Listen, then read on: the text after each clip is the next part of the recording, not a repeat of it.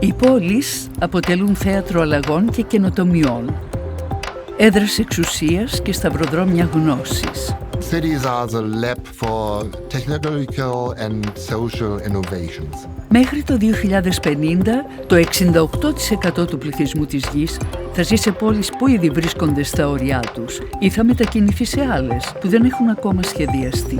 We face the biggest growth of global population and stronger streams of migration.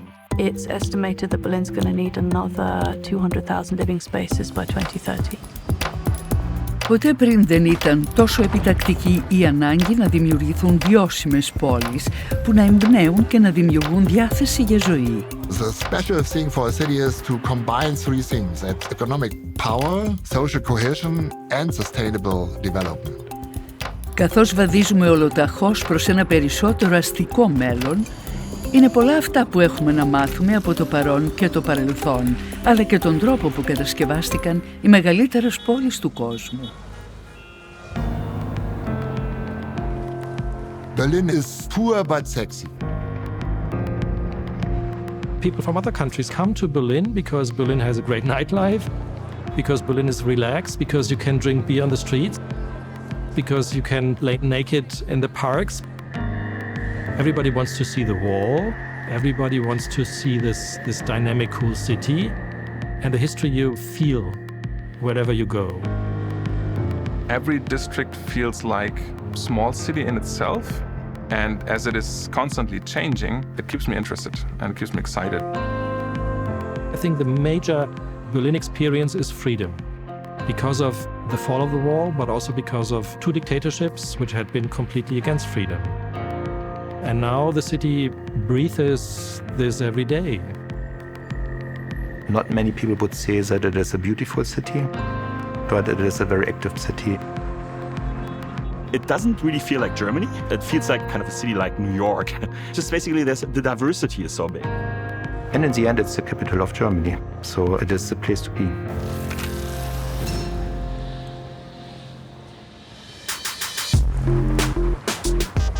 Βερολίνο, μια πρωτεύουσα χαλαρή, γεμάτη νεολαία που σφίζει από ζωή. Πόλη με καλλιτέχνες και νεοσύστατες επιχειρήσεις που θέλουν να κυριαρχήσουν σε όλο τον κόσμο. It's a city which is so popular at the moment. Everybody wants to be in Berlin. It's in the midst of the largest connected waterways in whole Europe. You can get from here to the Baltic Sea, to the North Sea, even to the Mediterranean.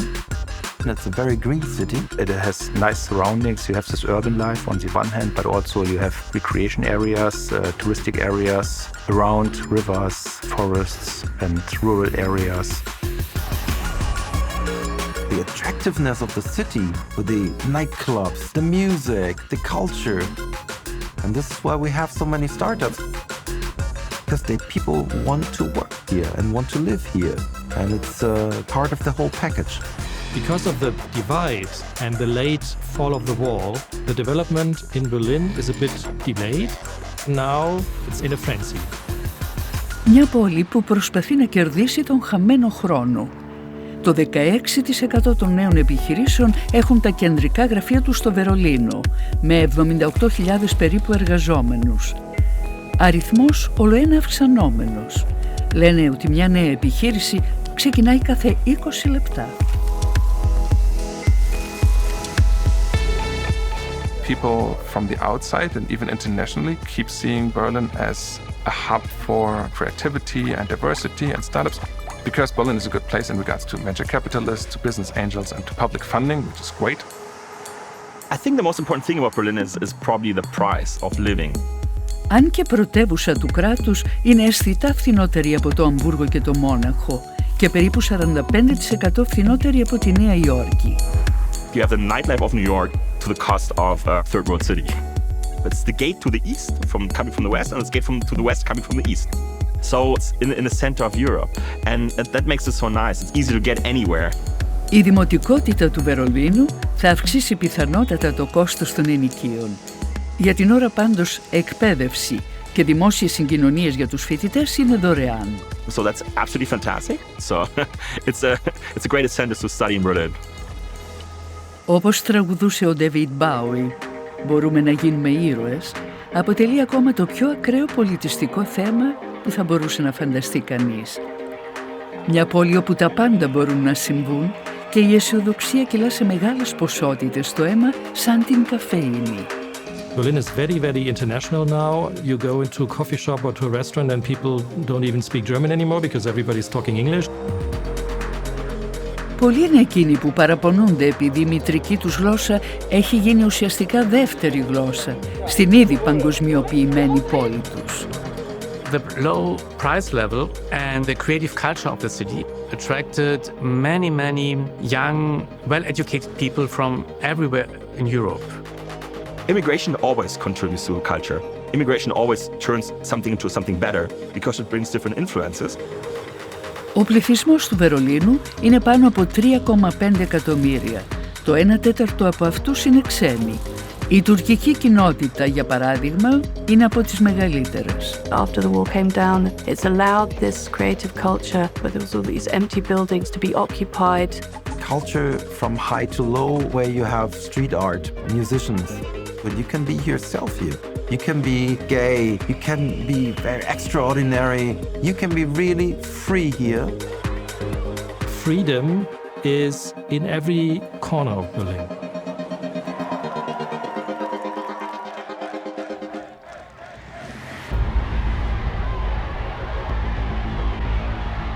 Δεν ήταν βέβαια πάντα έτσι. Our history is almost 800 years. And these 12 years, which ruined the entire reputation of our city, right? Why do people want to learn about this? We never voted for the Nazis, right?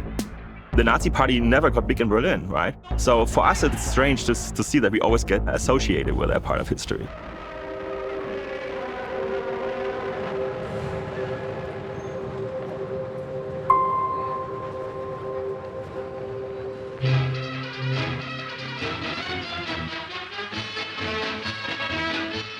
When a city attains the age of 700, it's entitled to have a fling, even Berlin. So Berlin has a week of celebration, one feature being the grand historical parade through the city.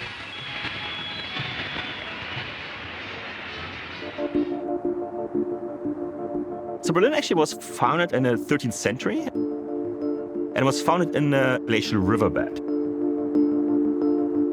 There was kind of little hills on both sides, and then there's kind of a swampland in between and the Spree River. And there was the narrowest crossing through the swamplands was where Berlin was located. For 500 years, we had a local dynasty that created a bigger and bigger state. In the year 1700, Berlin became the capital of the state of Prussia. It was invented for this occasion. The peak of Berlin was actually then when Germany was unified as a country in 1871, and then Berlin became the capital of the entire Germany. Ο πληθυσμός του Βερολίνου εκτοξεύτηκε από τις 835.000 στα 2 εκατομμύρια στις αρχές του Πρώτου Παγκοσμίου Πολέμου. After World War I, 2 generations of architects and urban planners were convinced we need to demolish and to destroy whatever we have from the 19th century. It was a century of industrial success, but of the expropriation of the working class, of social injustice. In a comparatively wealthy country like Germany, there were always the means and the tools to do it. Στο τέλος του Πρώτου Παγκοσμίου Πολέμου, η κυβέρνηση μετέτρεψε το Γερμανικό Ράιχ σε δημοκρατία και μετακίνησε το κέντρο εξουσίας στη Βαϊμάρη. Two famous German public figures, General von Hindenburg and statesman Fritz Ebert, tried to pick up the pieces of the political explosion. Ebert was elected president of the brand new Weimar Republic, and until his death in 1925, was faced with an economic chaos the likes of which the world has never seen equal.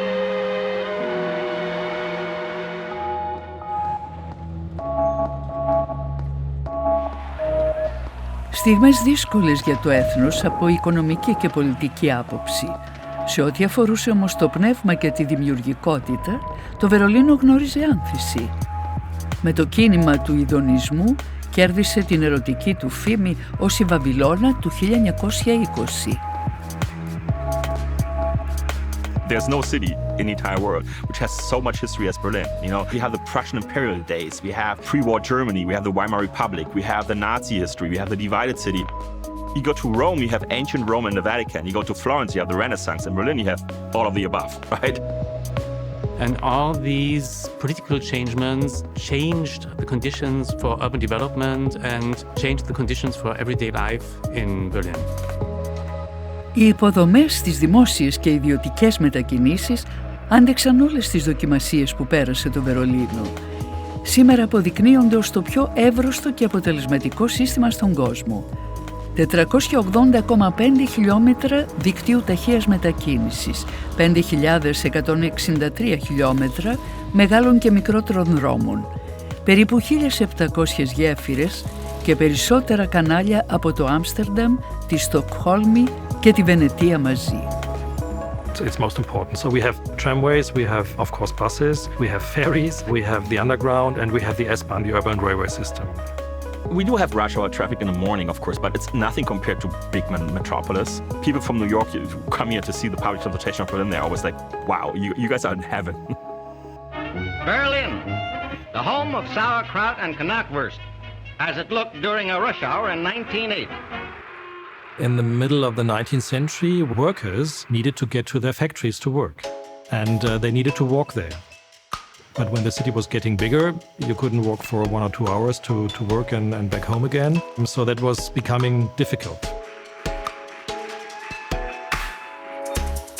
There was the railway developing in the middle of the 19th century, which was a very fast thing in Berlin. The first connection in Berlin was in 1838 from Berlin to Potsdam, outside of town. And then at some point, the tramway was becoming electric. That was the very first time in world history. That was in Berlin, in 1896. In a matter of years, all the tramway lines were electrified. Το δίκτυο του υπόγειου σιδηρόδρομου στο Βερολίνο άρχισε να λειτουργεί το 1902. That was the most important means of transportation until the Second World War, actually. Σήμερα λειτουργούν 9 γραμμές, το 80% υπόγεια, συνδέοντας σε 173 σταθμούς. Καθημερινά καλύπτονται περισσότερες από 1,5 εκατομμύριο διαδρομές. Ο υπόγειος σιδηρόδρομος συνέχισε να λειτουργεί και αφότου υψώθηκε το τείχος του Βερολίνου. Λειτουργεί σε συνδυασμό με τον προαστιακό, που μεταφέρει επιβάτες από και προς τα προάστια της πόλης και το αεροδρόμιο. They're planning to make public transportation entirely free of charge, which is amazing. I mean, it's only one country in the world, Luxembourg, which has the same thing. People understand in Berlin, it's if you have a well-functioning social welfare system and a social structure and a great infrastructure working, this attracts people. And that's why so many people come to Berlin right now. And it's ongoing, and the city will grow and grow and grow and grow. Berlin will not lose its popularity, absolutely not. Τα βαγόνια του προαστιακού σιδηροδρόμου έχουν κατασκευαστεί στο Βερολίνο από μια από τις μεγαλύτερες σιδηροδρομικές εταιρείες στον κόσμο. Η πόλη φιλοξενεί επίσης μια αυτοκινητοβιομηχανία διεθνούς κύρους, καθώς και το ανάλογο σύστημα αυτοκινητοδρόμων.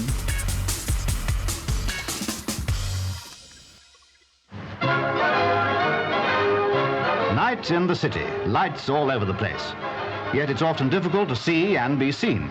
West Berlin's traffic police have devised a way of illuminating this problem for policemen and pedestrians who have to face the hazards of this city traffic.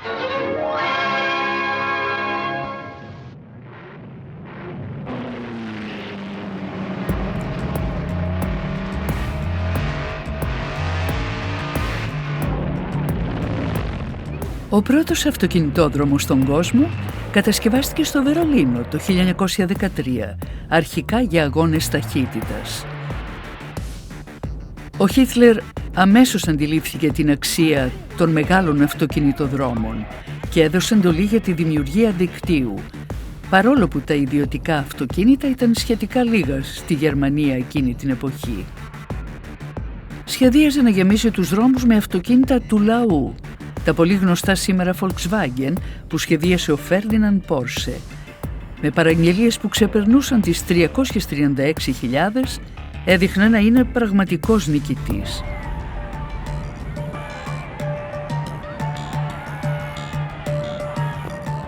Το όραμα όμως του Χίτλερ πήγαινε πολύ πιο μακριά.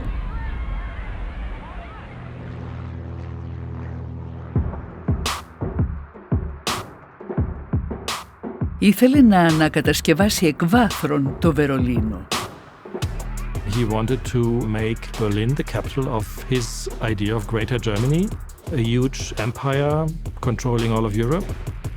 Μαζί με τον αρχιτέκτονα Albert Speer σχεδίασε την Γερμάνια, μια πόλη γεμάτη με απίστευτα ογκώδη κτίρια και μια γιγαντιαία ψίδα του θριάμβου, στο πρότυπο αυτής του Παρισιού.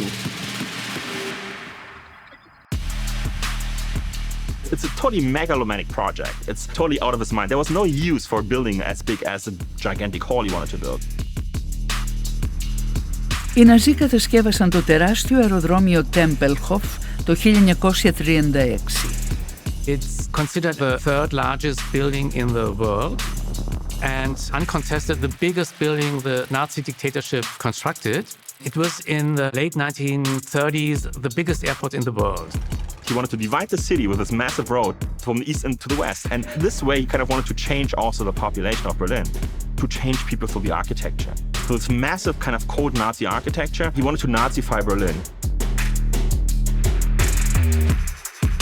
For Hitler, Berlin was a complete nightmare, a city with too many Jews, too many communists, too many capitalists. Very intellectual, very left-wing, and that's what the Nazis totally hated. They wanted to extinguish the existing city and extinguish the existing civic society in Berlin.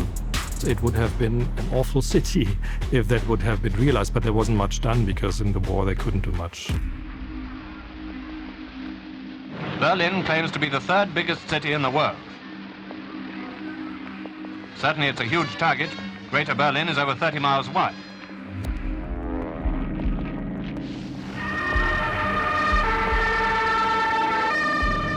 Those vapor trails are heading for the capital of the Reich.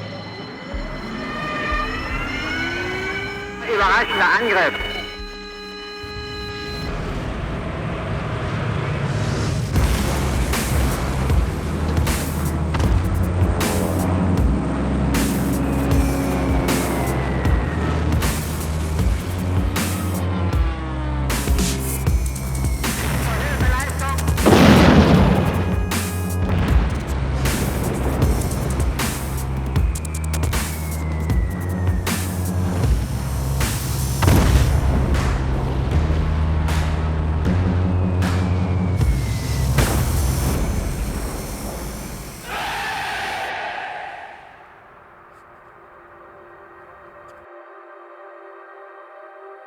Στο Βερολίνο έπεσαν βόμβες 67.607 τόνων κατά τη διάρκεια του πολέμου. Καταστράφηκαν 600.000 διαμερίσματα και πολλά σημαντικά κτίρια. Σε κάθε άντρα, γυναίκα και παιδί της πόλης αντιστοιχούσαν μπάζα 30 κυβικών μέτρων. Growing up in Berlin after the war means growing up in ruins. And I still remember it. There were still many buildings being ruins. I remember the Museum Eine was half ruins. I remember the Berlin Cathedral, the dome wasn't completed yet. So I still remember Berlin as a ruined city.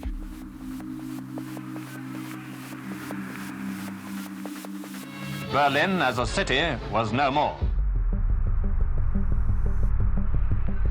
The city was very much destroyed in the center, and it was divided in 4 occupation zones. It was agreed between the victorious powers that the German capital should be divided into zones for the purpose of occupation by Britain, America, France, and Russia. We had 2 systems, the communist world and the free world next to each other with no border in between. People would make their money in the West and live cheaply in the East. There were different currencies as well. It was still an open city.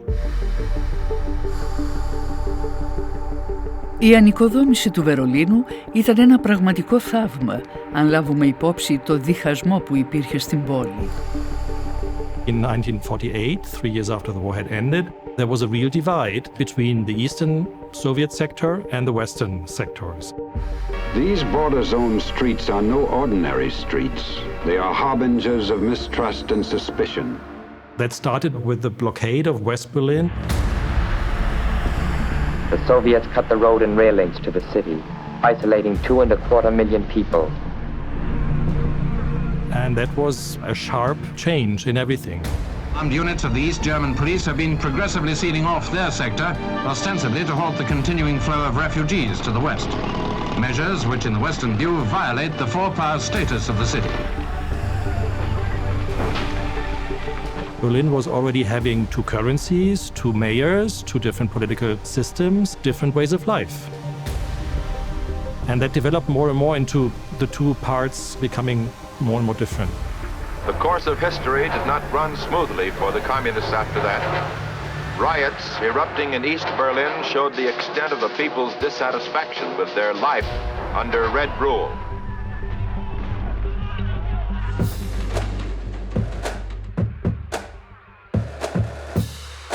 During the 50s, there was this huge economic growth and boom again. Huge amount of rebuilding had to happen, was happening. And there was a bit of a competition between East Berlin and West Berlin about who would build the grandest new parts to the city. Many of the architects were modernists. They were influenced by the Bauhaus movement. And Hans Scharoun is a key person in that, and he was appointed to rebuild the city of Berlin. He planned to have modern architecture all over. So he wanted to modernize the city and have this more socialist idea, actually. It's about comfortable housing for the middle class and the low-income people. And the East said, no. The Berlin government said, we want to have palaces for the workers. And so they built the Stalin Alley in this like neoclassic style. They developed Karl Marx Allee, a big boulevard for parades, for communist parades. And the style of the architecture had to be influenced by the Soviet style of architecture because that was the state of the art for Eastern Europe. The East German government thought we create a society where people are more or less the same. We all had kind of similar apartments, and our bathrooms were identical. The kind of prefabricated bathrooms, same size. The sink was there, the bathtub was there, the toilet was there. All my friends, we all had the identical bathroom. But the idea was the same, to have a modern, right way to house the people. West Berlin, however, existing as an island of freedom in a communist sea, it continues the great task of its rebuilding. Για το σχεδιασμό του Δυτικού Βερολίνου κλήθηκαν αρχιτέκτονες από το εξωτερικό για να συμβάλλουν με τις ιδέες τους στη δημιουργία της πόλης του αύριο, αρχής γενομένης από την περιοχή Hansa-Viertel. They invited very famous architects from all over the world, and it was all about the new way to live, a new, democratic, free way of living, which meant all the latest modern thoughts in building went into it. They had these great ideas of concrete construction from the 50s, surrounded by green. It was sensational at the time. German manufacturers exhibited their new furniture there, their new electronic devices. The city of Berlin financed it, and when a city finances something, they don't have high-end housing. They create social housing. So the Hansa-Viertel became actually a low-income ghetto where nobody wanted to live in. And I still remember one of the worst places in West Berlin was the Hansa-Viertel. It still hasn't much changed today. It's protected and it's great from the architecture point of view. But today it's ironic that the architecture from the East, which is the old style, kind of Stalin's architecture, is much more beautiful than the modern housing architecture.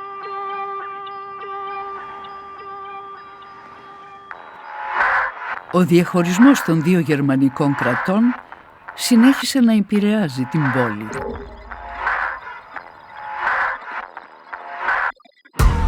Berlin has been described as a barometer of East-West relations. Any rise in international tension would be felt here first. That's why the alarm bells began ringing furiously in Western capitals. Berlin seemed to be heading for its worst post-war crisis. In 1961, East Germany decided to build the wall to stop people from East Germany and East Berlin to move to West Berlin and West Germany. It was an act of brutal desperation, unparalleled in modern history. People thought in the beginning it's just a temporary thing. It's like Berlin. It's like things always change, right? But it didn't. Berlin was basically totally divided. Από το 1949 ως το 1961, περισσότεροι από 2,6 εκατομμύρια κάτοικοι της Ανατολικής Γερμανίας δραπέτευσαν στη Δύση. Once again, the world saw the passion with which men will defy tyranny in an effort to escape their police state, even across the barriers of stone and barbed wire. Ανάμεσά τους πολύτιμο εργατικό δυναμικό, αποδυναμώνοντας έτσι την Ανατολική Γερμανία. The wall was, in the beginning, was basically barbed wire and was very improvised, but then actually became a solid concrete structure. It was actually two walls. The first, the hinterland wall, and there was the no man's land, the death strip, where there were anti-tank barriers, where they had electric fences. And then actually there was the Berlin Wall, and the Berlin Wall finally wasn't very tall. And it surrounded West Berlin, which is kind of ironic because, you know, the free world is what was behind the wall. Το τσιμεντένιο τείχος είχε 167,8 χιλιόμετρα μήκος και περίπου 4 μέτρα ύψος, με 302 φυλάκια τοποθετημένα σε τακτά διαστήματα. East Berlin and all of East Germany is now imprisoned behind the wall which cuts through the heart of the city. Χώριζε στα δύο την πόλη, χωροταξικά και ιδεολογικά, για 28 χρόνια περίπου. You know that that's only 1 kilometer and then you are in another world, in the communist world or in capitalism world. West Berlin is completely surrounded by the wall, cut off like an island deep inside East Germany. Before I ever went to former East Berlin, I always imagined that the East was in black and white and the West was in color. And strangely, it was kind of like that. Growing up in East Berlin, there was also like kind of an alternative scene. The East German government understood we kind of have to give them a bit of a freedom. So there was a kind of a very vivid underground scene also with like punk rock music. But people more or less understood that there's no progress. In the age of 20, I reached the peak of my life and then the rest is just basically drinking. On our maps, there was East Berlin, but West Berlin was kind of an empty area. There was no streets on it. You could never see the other side. I never saw the West, and I would never imagine that I could ever see the West, right? For me, that was kind of a world which doesn't exist.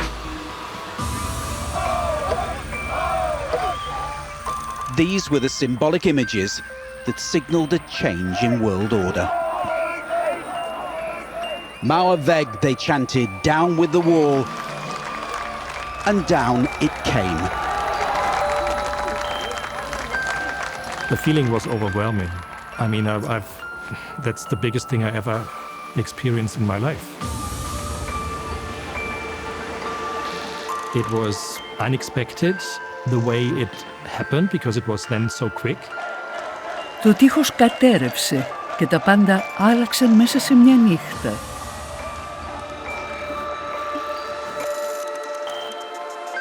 I mean, after 28 years of a divide by the wall, crazy was the word people used all the time because it happened so easily. And there was not a single shot triggered.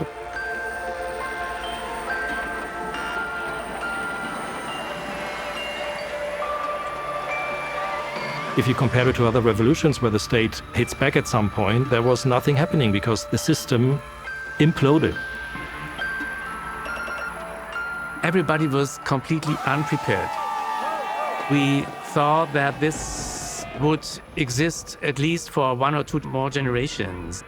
Half a mile away, the wall was breached in 2 places, this time officially, and East Berliners streamed across. The pace of change in this city is astonishing everyone. It was a moment of complete euphoria because we experienced things we never could have imagined. Nobody knew what would happen in the days to come or the years to come. I was 15 when the wall came down, so for me, it was a right moment. My parents did not want me to go to the West because the way we were raised is that the West is bad, evil, crime, homeless people, drugs, prostitutes, right? It's all bad, right? They took away my passport. It took me really 4 days until I finally went to the West for the first time. You're in the change, everything is changing, everything is happening fast, and you're in the middle of it, and you enjoy it. But the changes of the past months have set new trends which cannot now be reversed. offering new opportunities which will come with freedom of movement, with democracy, with closer links. On the one hand, you see, hey, we have new possibilities. On the other hand, we see we have many new problems.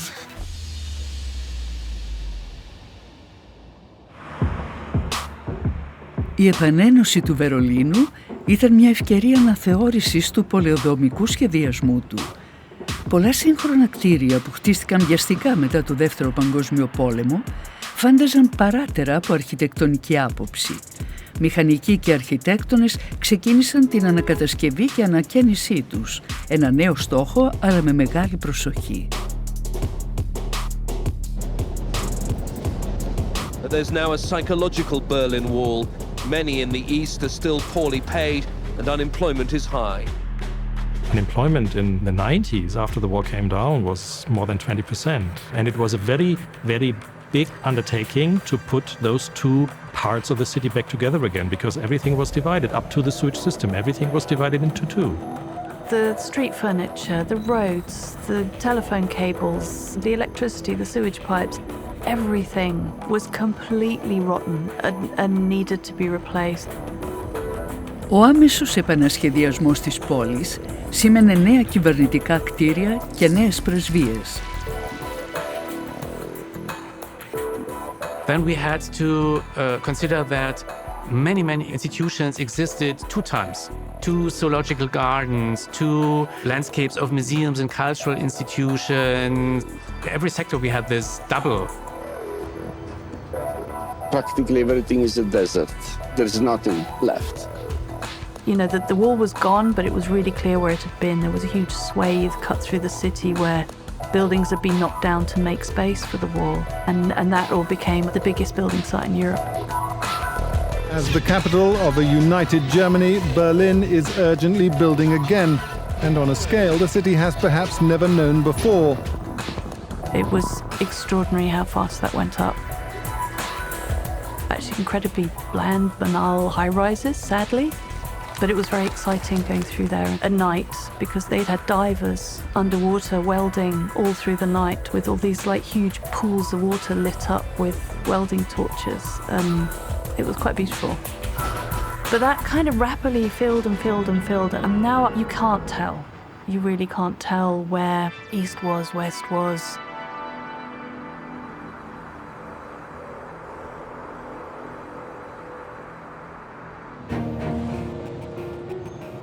Πολεοδόμοι και μηχανικοί επικεντρώθηκαν στην αποκατάσταση και ενοποίηση του βασικού σκελετού του Βερολίνου. Άλλοι, για να γεφυρώσουν τις ιδεολογικές διαφορές που άφησε πίσω του ο πόλεμος, κατασκεύασαν μνημεία που βοήθησαν τους κατοίκους του Βερολίνου να εκφράσουν τις εμπειρίες τους. A lot of bad things happened in Berlin. There's a lot of scars in the city. This traumatic events have to be faced by both sides, the victims and the criminals and the next generations on both sides. Germans have a very strongly instilled sense of never forget and don't make that mistake again. There are some very huge memorials. You know, there's the huge Holocaust memorial. There's a big Sinti and Roma memorial.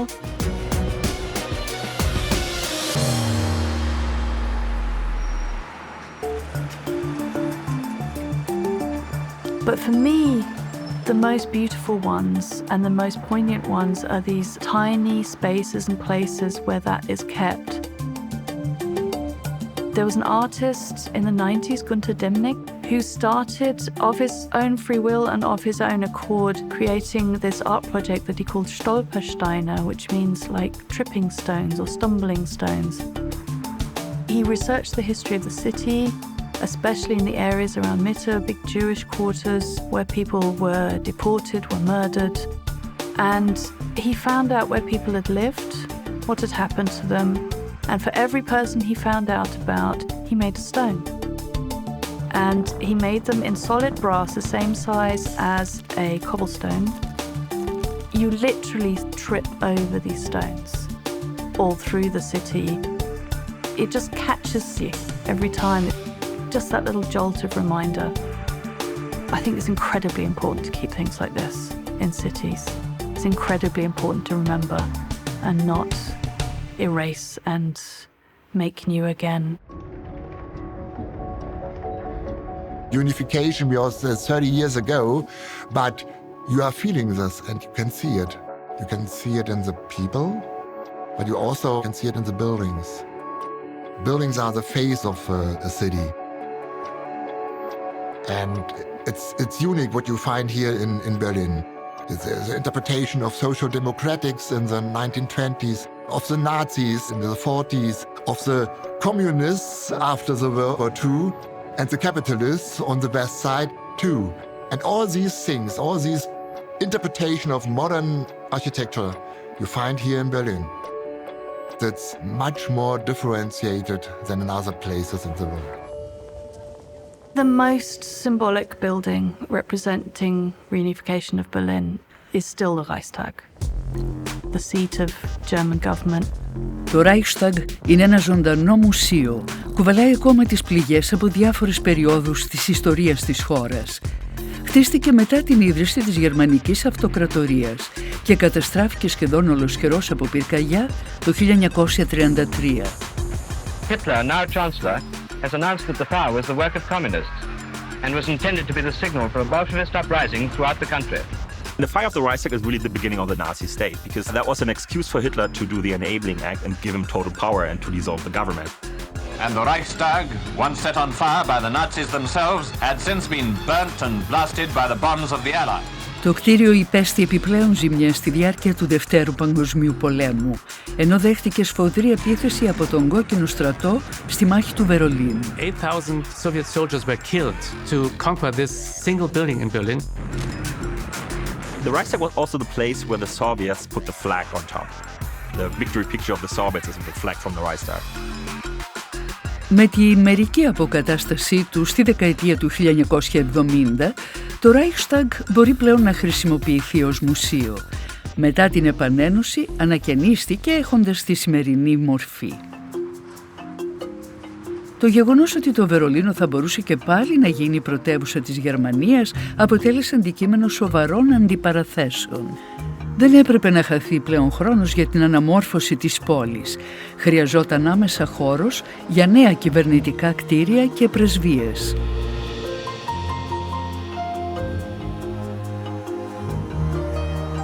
When the government came back to Berlin, it was clear it should be a building that represents the history. And at the same time, this building should be redesigned as the symbol of an open society, of an open-minded Western democracy. We are a new generation, we are democracy, and I think it's a good place. This new democratic, reunified Germany had to be transparent. And in order to do that, it was literally interpreted as making all the buildings out of glass. Σύμβολο της αναγέννησης είναι ο γυάλινος στόλος στο κτίριο του Reichstag, που παίζει και το ρόλο ηλιακού συλλέκτη. Μια μοναδική κατασκευή από την οποία περνάει το φως μέσα στο κτίριο. Μια αξιοσημείωτη προσθήκη τόσο από πλευράς πρακτικής όσο και αισθητικής. I believe that this building learns from the best qualities and characteristics of the original 19th century conception. But you go in there, it is totally of its time. It's a complex mirror of German and local history, and as well, one of the most advanced government buildings, inviting the people to come there to have a close look on their parliament and a cupola that integrates innovative technology for climate control, energy control. Σύμφωνα με το σχέδιο, ο θόλος παρέχει και εξαερισμό στο κυρίως κτίριο. Έτσι το κτίριο του Reichstag μπορεί να λειτουργεί με 57% λιγότερη ενέργεια από άλλα παρόμοια κτίρια. Οι επιπλέον ανάγκες σε ενέργεια καλύπτονται από βιοκαύσιμα τα οποία μειώνουν τις εκπομπές άνθρακα κατά 94%. Με βάση αυτή την τεχνολογία, η κυβέρνηση το χρησιμοποίησε σαν παράδειγμα. Χαιρετίζοντας αυτή την πρωτοβουλία, το Βερολίνο προσπαθεί πλέον να γίνει μια περισσότερο βιώσιμη πόλη. After 7 years' work and £200 million spent, Norman Foster handed over a symbolic key to Wolfgang Thierse, the president of the German parliament. Στο παρελθόν το Βερολίνο βασιζόταν αποκλειστικά στο λιγνίτη για την παραγωγή ενέργειας. Ένα σχετικά φθηνό καύσιμο, αλλά με τεράστιες εκπομπές διοξιδίου του άνθρακα. Για την αντιμετώπιση της ρύπανσης, πολίτες και οργανώσεις ξεκίνησαν την επωνομαζόμενη ενεργειακή μετάβαση. Or in English, the energy transition is about getting our energy from water, from wind, from the sun, and by recovering biomass, by turning it into biogas. Χάρη σε αυτή τη μετάβαση, η Γερμανία έχει πλέον μεγάλες προσδοκίες. Σχεδιάζει τη διακοπή παραγωγής και χρήσης λιγνίτη, ανθρακίτη, καθώς και της πυρηνικής ενέργειας μέσα στα επόμενα 20 χρόνια. Ο αγώνας δρόμου έχει ξεκινήσει για τα καλά, για την ανάπτυξη ανανεώσιμων πηγών ενέργειας.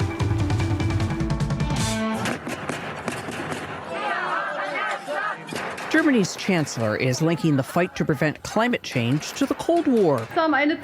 In a way, this is a second wall that needs to fall. We all know we have no time to lose.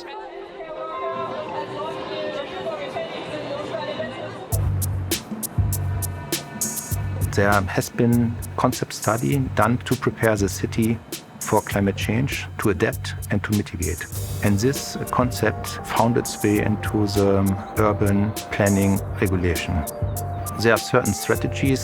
One is to have a greener city.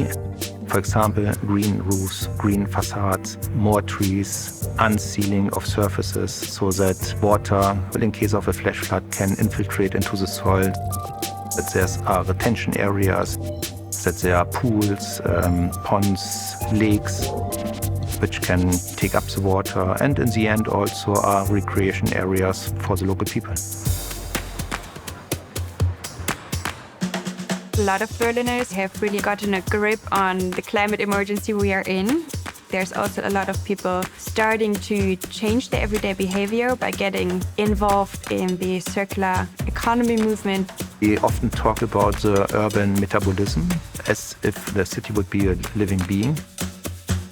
It has inputs, this is energy, water, food, but it has also output, and this is, for example, emissions and wastewater. And in circular economy, for all resources which come into the city, also water and energy, should stay in the system as a city. It requires changes in infrastructure through the construction sector, food sector, textile sector, and secondary materials and products. So, for example, in our organization, we counted more than 150 initiatives trying to make impact with the field of circular economy in Berlin.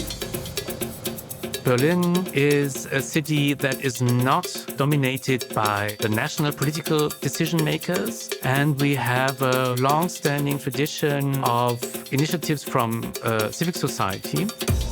We need to use the waste that we make. We are able to produce recycled shoes with good quality and with good design that are attractive to people, and people are wanting these also. And I think that's something really beautiful about the people that are living here, that they are already starting to be part of the change. People not driven by profit there. People really driven by impact. They really want to make change, and that actually makes big difference. Αυτή η προσέγγιση στην επίλυση του ζητήματος της βιώσιμης ανάπτυξης φαίνεται περισσότερο στον τρόπο που το Βερολίνο έχει αγκαλιάσει την οικονομία κοινοχρησίας, μια ιδέα που έχει τις ρίζες της στη γερμανική ύπαιθρο του 19ου αιώνα. You have all the opportunities in regards to sharing in Berlin. Airbnb, Uber, Car2Go και ποδήλατα είναι ευρέως διαδεδομένα. When the first bicycles for sharing were just pushed into the city, people were asking, well, is this allowed? And people kept asking for government solutions for their districts to regulate it. Of course, I want to see more change. I want to have more opportunities on the one hand, but on the other hand, if it's not a regulated market, a lot of stuff can happen that's probably not as good as we want it to be. Η κοινόχρηστη χώρη στην εργασία είναι άλλη μια πρακτική που κερδίζει έδαφος, βοηθώντας τις νέες εταιρείες να βγάλουν τα προϊόντα τους στην αγορά χωρίς υπέρογγα έξοδα για ενοίκια.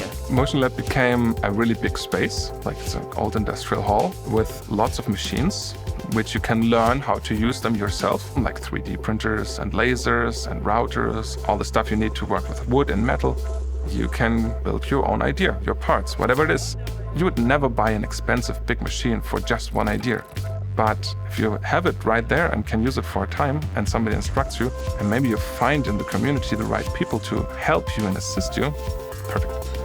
It isn't witchcraft what we're doing. Why has nobody done it before?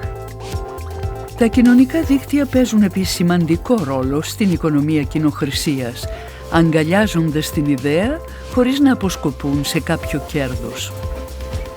They succeeded in the last decade to invest and to show their capacity for new design approaches, for new social models, for cooperation with local people. Αυτές οι ανατρεπτικές τεχνολογίες μπορεί να γίνουν εξίσου σημαντικές με την παραδοσιακή βιομηχανία.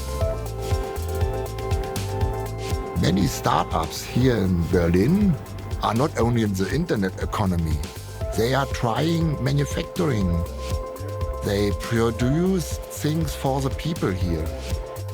That's small scales, but many small scales are also important.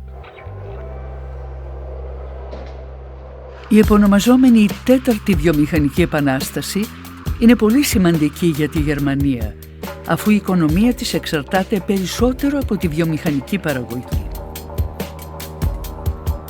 In Berlin it was special connected to electrical engineering. You know, Siemens is one of the leading company in the world in this field, and this was founded and growing in Berlin. Τα πάντα όμως άλλαξαν μετά τον πόλεμο. We see in Berlin for many years as the mass production are going out from the city. Even the big companies took their headquarters out of Berlin because they were afraid they could be occupied. After the wall is falling down, there are no coming back industries of this kind.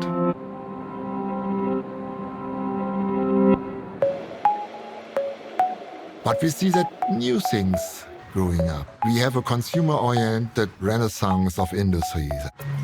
And this is on small scales. We see also KI and other things, automatization, robot techniques, that's also a part of the story. Η βιομηχανία έγινε για άλλη μια φορά πυλώνας της οικονομίας του Βερολίνου, με 700 κατασκευαστικές εταιρείες, πάνω από 108.000 εργαζομένους και τζίρο 25 δισεκατομμύρια ευρώ. Το μέλλον φαντάζει ακόμα πιο λαμπρό. Στα περίχωρα της πόλης εγκαταστάθηκε η βιομηχανία Τέσλα, με την προοπτική το κέντρο ενέργειας και σχεδιασμού να βρίσκεται στην πρωτεύουσα. And we are encouraged because major companies rediscover Berlin region for investment, where we had no investment for 2 generations.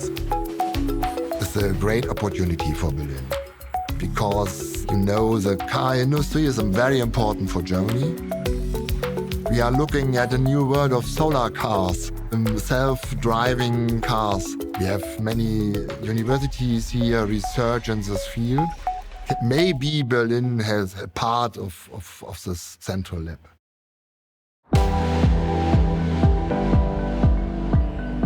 Το Βερολίνο έχει τεράστια σχέδια για το μέλλον του, αποφασισμένο να τα φέρει εις πέρας. Το ερώτημα είναι αν θα έχει αρκετό χρόνο για τις αλλαγές που απαιτούνται, έχοντας σαν στόχο την κοινωνική, οικονομική και περιβαλλοντική επιβίωσή του. We want to reach this goal. We want to have an economic strong performance. We want to have low differences between the social groups. And we want to have carbon-free industry. We need some more time than 2030, I think. We share this brilliant infrastructure from the past, and we have to learn to reactivate our cooperation strategies with the big players that are coming back. We always say in Berlin, the future is unwritten. Something probably totally unexpected will happen to Berlin. It's really hard to predict this. And that's also something which I find very fascinating about the city. You don't know really where it's going. I think that's what makes Berlin so massively innovative.